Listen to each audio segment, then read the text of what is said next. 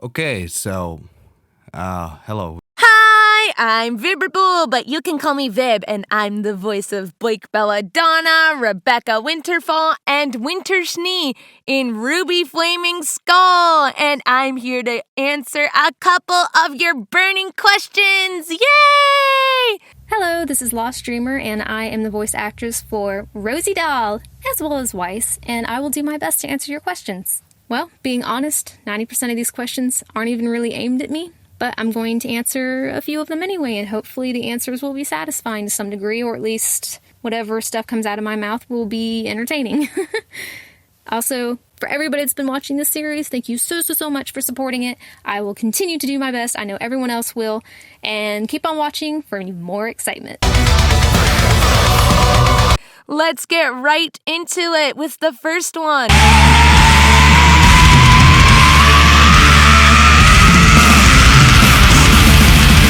How long do you plan on doing Flaming Skull as a series, and do you plan on ever doing any spin-offs? Well, I'm not the creator of the series, so I really don't know the creator's plans for that, but I would be excited if I got to return voicing Blake in a spin-off. It would be so fun. I don't know how long we are planning on making it a series. I mean, we definitely have a plan of what we're going to be doing, so it probably won't be as long as the Canon show. But we'll see. As for spin-offs, I'm sure some of us have some ideas. Probably me. I plan on staying with Flaming Skull really as long as they'll have me, as long as they want me around to voice these wonderful characters. And that would include any kind of spin-offs too, whatever they may be. The idea is doing this as long I have an idea and the story to tell, and as long as the Rooster Teeth doesn't take us down, or YouTube doesn't take us down, because we never know what tomorrow YouTube will say about you cannot do this anymore, so, or Rooster Teeth comes in to say hey, can you stop doing this because we don't like it. So yeah, as long as we are allowed to do this and I have still the story to tell, I think that's the idea doing this. When it comes to spin-offs, we haven't really talked about it. I have some ideas for sure, and I would definitely like to in future doing those, but I really want to focus on the Flaming Skull story and then think about the future spin-offs. But yeah, definitely in the future that would be fun to do. We have one actually non-canon story. Was it based on the Flaming Skull universe? I don't know yet what we will do with that, so I think that could include a spin-off, but we will see.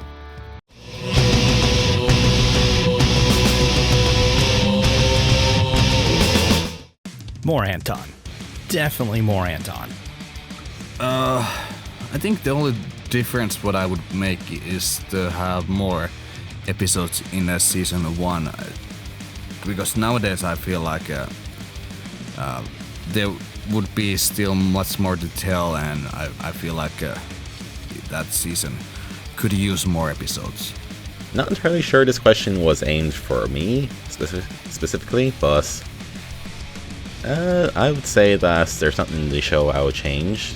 To be honest, I think everything done so far is actually really good. And if I had to choose personally myself what my favorite part of it was, I would say it was the altered story for Salem and Osmond's origin. Now personally I had no problem with the original story, but honestly I just found the Flaming Skull version to be a fair bit more engaging actually, and definitely tugs at my heartstrings a little bit more.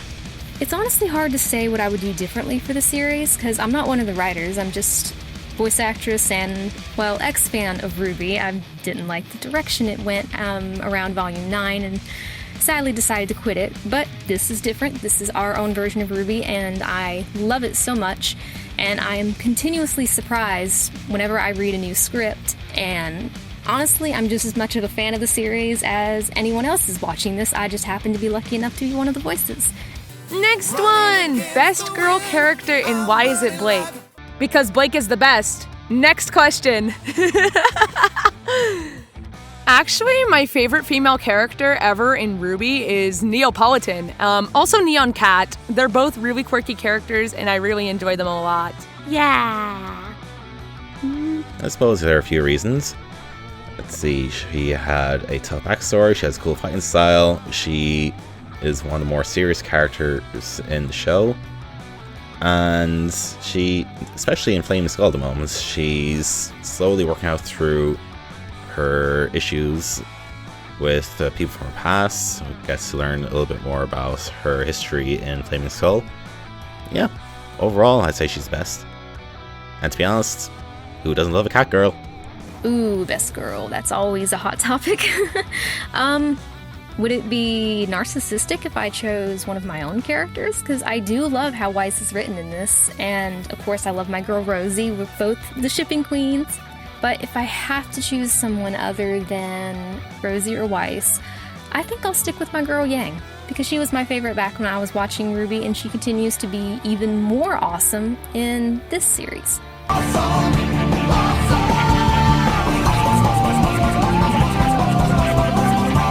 Blake isn't best girl, but she's not the worst. I'm the best girl. Blake's a great girl.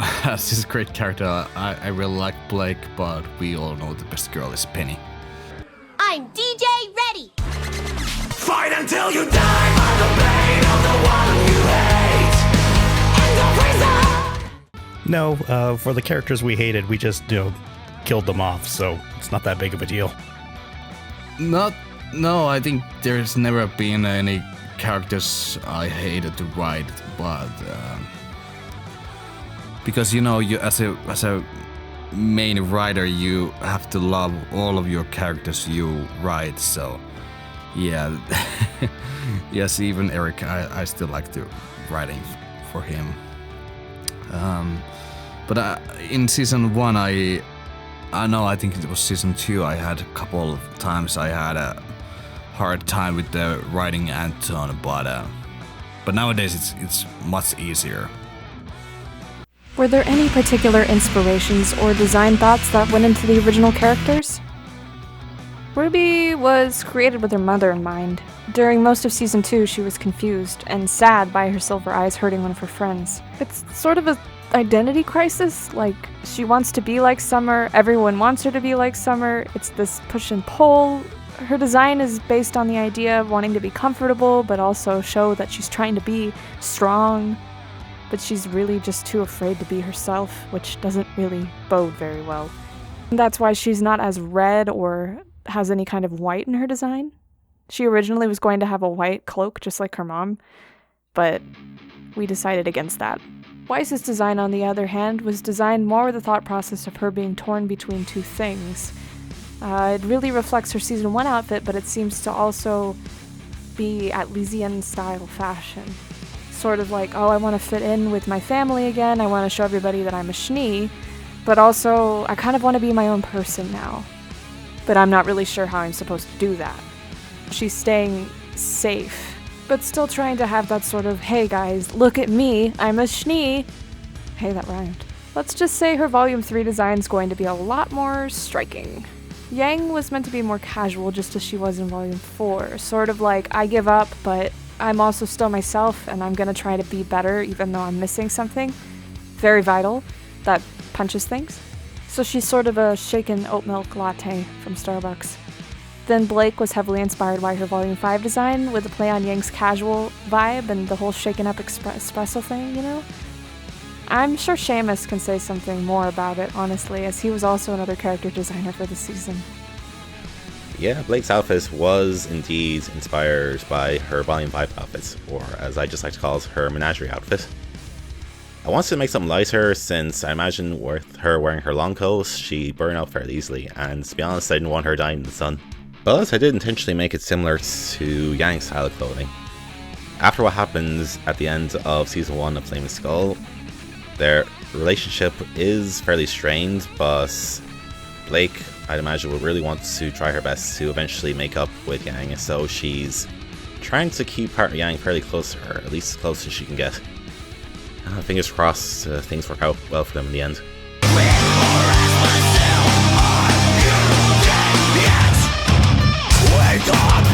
Anton. Definitely Anton. I love my team so much. I love Rosie, I love Eric, I love Anton, and of course, I love Shadow. Just these characters alone are what really drew me into this project and got me involved in the first place, so I have to pick them. How can I not? Well, you know you have to love all of your characters you have created, but you know, most of the new characters are my made characters. So Vera Miles is the only character who's not mine. So she is created by Lucia. So all the rest of the characters are my creations. Like I gave the idea with them. So you know you have to love all of them. you can love only one and hate the rest of them. But if I really had to choose, then I would say Rosie and Shadow. Those are, I think they could be my favorite ones if I have to pick. But you know, those are all your kids, and you know you have to love all of your kids. Is Blake single? If not, does she have an attractive twin sister? If she doesn't, then why? God, what are these questions? Okay. I personally ship Blake with Yang. Yes, I am a Bumblebee shipper. I just think the ship is cute, but honestly, I'm more of a White Rose shipper myself. Yeah, Blake, is taken by Yang. Sorry, they're girlfriends. They like each other. But, yeah, Blake does not have a twin sister. Blah, blah, blah, blah. I don't think she has a twin sister, but she does have a mom. At least in the Canon show. On our show, she's gone. But Canon show, definitely. Is Blake single? I have no idea. As far as I'm aware, with the series we're currently doing, I think she is. But I am not one of the writers. Maybe she does have a twin sister out there. You can expect anything from this series, so maybe you're in for a surprise. Who knows? I think Blake is still single in Flaming Skull, but I don't think she has a twin sister, or if she does, it's someone we haven't met yet. You never know what's happening in season 3.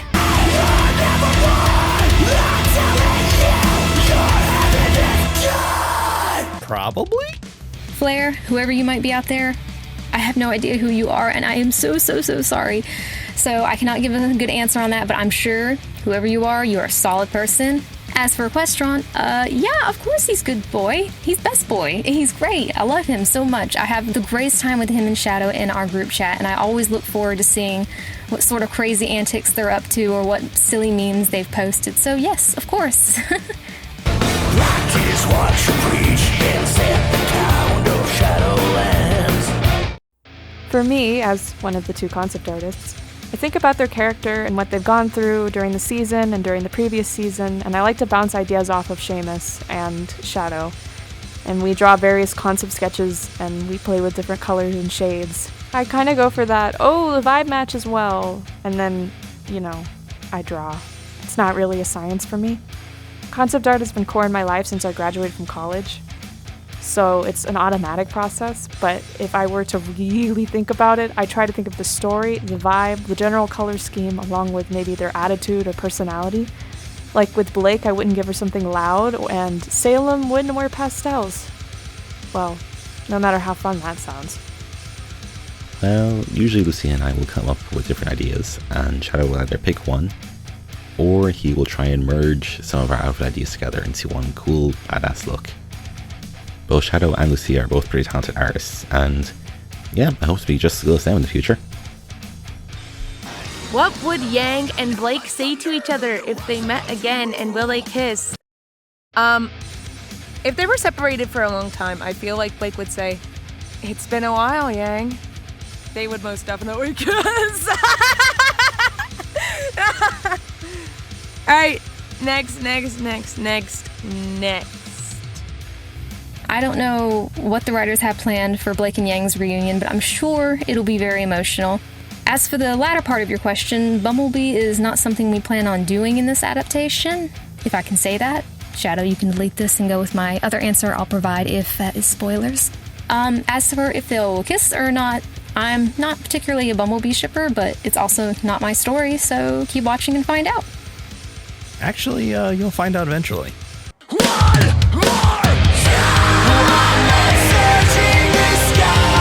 That is a good question. It's RWBY, but it's different. Yeah. Honestly, I could not summarize it to save my life, but keep watching our videos and you'll find out. Stuff happens. The end.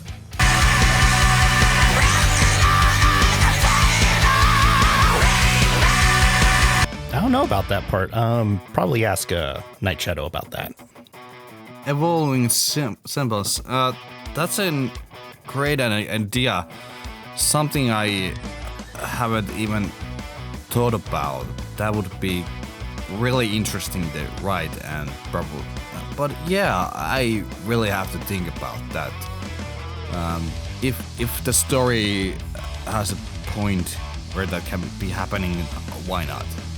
But we will see what I come up with in the future. I don't know if we will end up evolving semblances, but I hope we do because that's awesome and it just seems like a natural way to go, so fingers crossed. What is your favorite aspect of the series, and is there anything you would change in hindsight? That would be more a question for the creator of the series, but I really like how emotional I can be with my voice acting when I'm doing like Blake and stuff. I've done a couple other characters on the side, like there was that god I voiced in that one episode, I think. But yeah, my favorite part of this series is how emotional I get to be with my voice acting, and one of my favorite parts about voice acting in general is how I get to bring characters larger than life. I just want to bring them to life because, you know, we love fictional characters. I just want to try to bring them to life so everybody can enjoy them. Yeah! I think my favorite aspect of the series is just how different we're making it from the Canon show. It's not like the Canon show is bad or anything, I just like putting a different spin on events. As for anything I would change in hindsight, probably more on the voice acting side. I wasn't all that great in the first couple episodes. I was still trying to find my footing, so like if we were able to go back, I would probably change my performance a little bit. I think one of the greatest things to have in this kind of projects is having to have the chance to work with these kind of persons and artists and actors overall. It's such a great blessing for me personally. I feel like this is a blessing for me to have this kind of flaming skull family, as we say.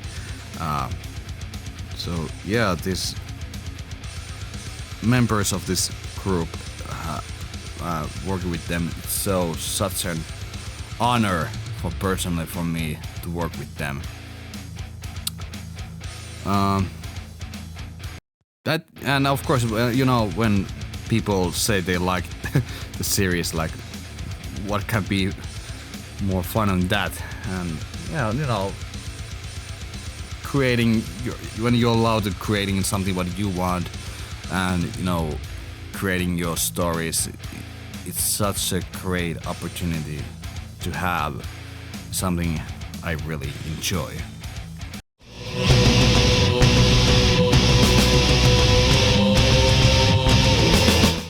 Well, our story comes from RWBY itself, so naturally it has a lot of the canon events that you've seen so far, but we also change things up and take a few twists and turns along the way, so the answer is yes and no. Again, I'm not a writer, I'm just going based off of what I've seen so far.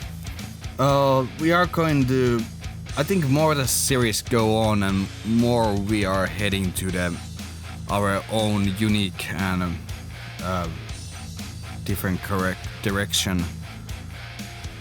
because my writing seemingly going that way. So there will be a lot of differences and different things what happen in a canon version. So, like I said, this is an alternate universe and different things happen. So, do not accept like in canon version this happened. So this will also happen in Flaming Skull.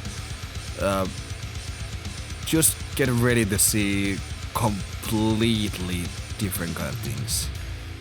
So, yeah, I would say like we are heading more and more original way.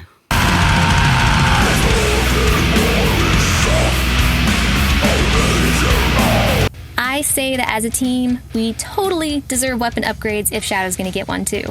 Who wouldn't want weapon upgrades? Weapons are what makes RWBY RWBY, so of course I would love that. That's a great question. I haven't thought about it. But yeah, that's really interesting thing to think about. So probably I could write something about that. So I have to keep that in mind. Thanks for the idea.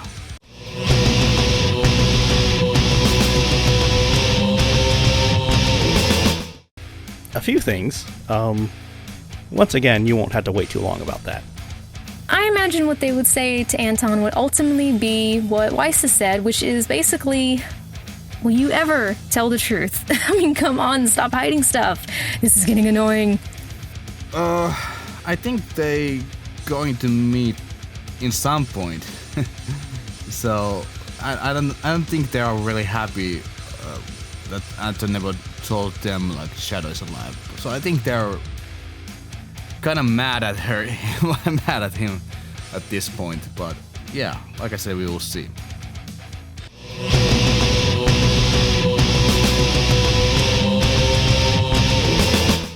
I don't think so.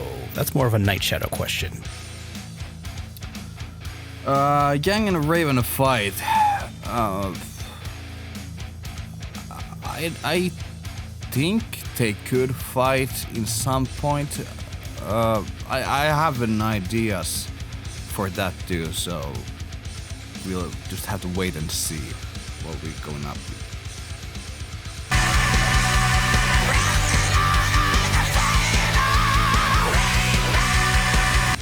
New Silver Eye powers. That sounds interesting, but also I can't help but wonder what would that look like? Would she get stronger? Would she have more of a range in her attack? Would she not get weakened as quickly? Maybe? I don't know. Guess we'll see.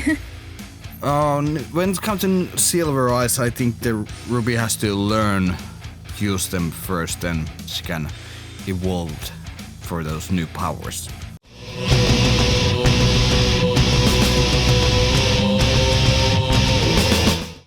As many as it takes to finish the story. It's never been about like we have like a plan like how many series and not series how many volumes or seasons we're gonna have. It's always been about this. There will be as many volumes as there will be as it takes. No, this will be a long story, so I think over around 10 seasons. It's not like we don't know yet. We will see in the future.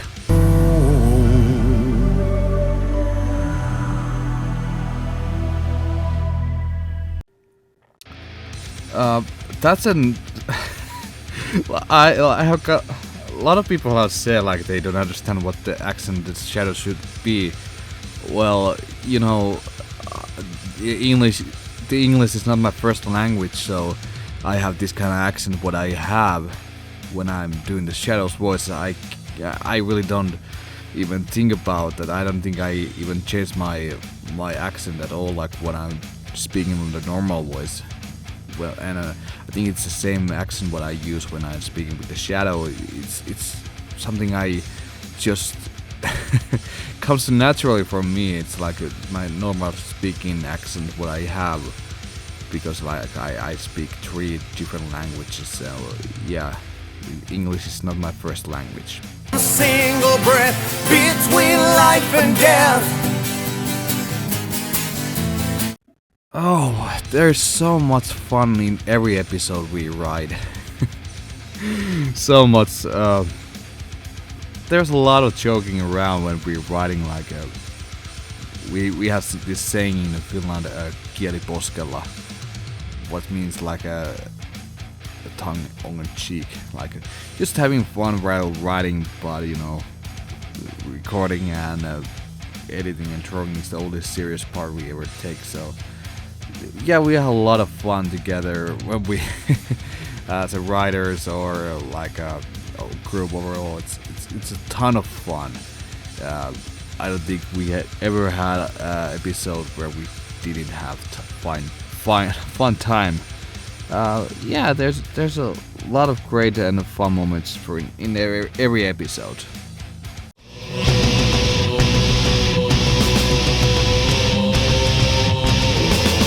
Near Drakengard?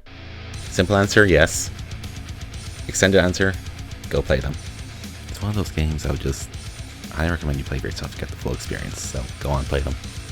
It's so funny, as an actor for this series, like, dark stuff is not usually what I voice act. Usually I get typecast into more lighthearted characters, but I always jump at the chance to voice dark and emotional and dramatic characters. Ugh, every single character. I love voicing them. There's not a specific type of character that like I enjoy voicing more than the others, but energetic characters are fun ones to voice. But it's so funny that that question was like given, because I have not tried the Nier and Drakengard games. I have not. I'm into stuff like Midnight Horror School, Nights into Dreams. Gregory Horror Show is a nice one. If you do like horror like shows with a twist, like go watch Gregory Horror Show. There's like a whole compilation of like all 4 seasons on YouTube. I skipped the 4th one. It focuses on a character that I really don't like, but that's just my personal opinion. But go watch Gregory Horror Show. There's like hour-long compilations on YouTube. All the episodes are like 2 minutes, 30 seconds. I would, if you want a twist from like the Nier and Drakengard stuff, that's what I would recommend. But I will definitely look up some stuff about Nier and Drakengard. Sounds interesting. I have tried the Nier and Drakengard games. I have them. I mean, the first 2 definitely weren't cheap because of how retro gaming costs these days. But yeah, I do have them. I mean, I played through some of Drakengard 1. I haven't really gotten through it yet, but I definitely played Nier and Nier Automata, which I absolutely love those games. I highly recommend them. And I think those 2 are also a really good example of great storytelling, and hopefully more people play them. I mean, they did do very well for what they were, but I hope more people play those games. Running against the wind, I'm burning like a fallen star. Any video games I've played are basically Mario, Kirby, and I used to play some Pokemon, and that's basically it. So yeah, I'm a big Nintendo girl if you haven't noticed. I'm just gonna say Nights into Dreams is one of my favorites. Nights into Dreams is a video game. Fun fact, it was by Sonic Team, which is like under Sega. They're like the people who made Sonic the Hedgehog. And Nights tackled the topic of anxiety back in 1996. Additionally, they had an androgynous, non-binary, protagonist all the way back in 1996. Oh my god, I love Nights. If you've seen my Twitter or if you know me very well, you'll know that Riala is a huge comfort character to me. He's just so cool. He's like Nights' doppelganger, but I just think he's really awesome. So go play Nights into Dreams. It's like $8 on Steam. Do it now. Right. When it comes to films or series that have great storytelling, it's more of a subjective thing. I think definitely the first 3 phases of the MCU had really great storytelling. I mean, it definitely had its ups and downs in terms of quality, but when it came to storytelling, it had a very clear and concise story, and it had a plan where it was going to go, and I thought it did really well with that. Now, as for shows with great storytelling, that's a little bit harder to sort of judge on, because a lot of shows these days kind of make things up as they go along. You don't really feel like that they have a plan, but anime does a really good job in having a story where they know where they're going to go with. So I think like Violent Evergarden and Demon Slayer have great storytelling, and I would probably consider those like probably one of the better told stories of the last few years.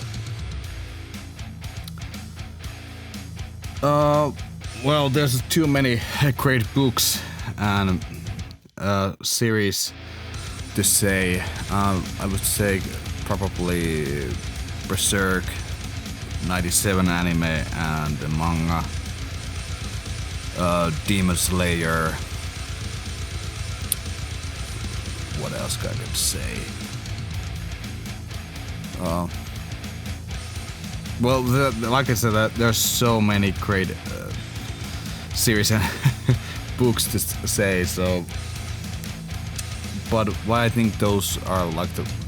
Well, I always like when the story hits the characters like to their limits, and they have to push forward and become more and more, and so and that always that the hero doesn't always win.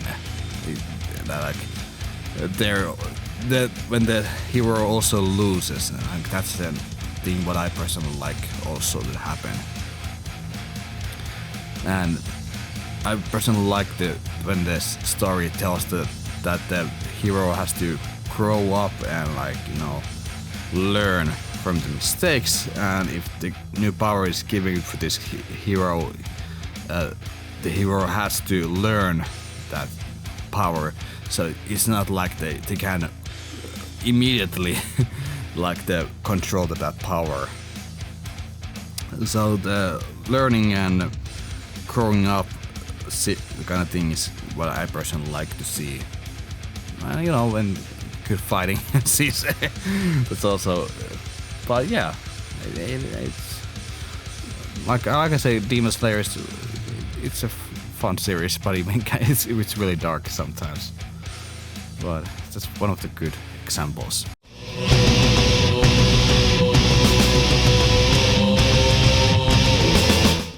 Thank you all for your questions. I'll see you in the next Q&A. Bye-bye! Bye-bye-bye-bye! Wah!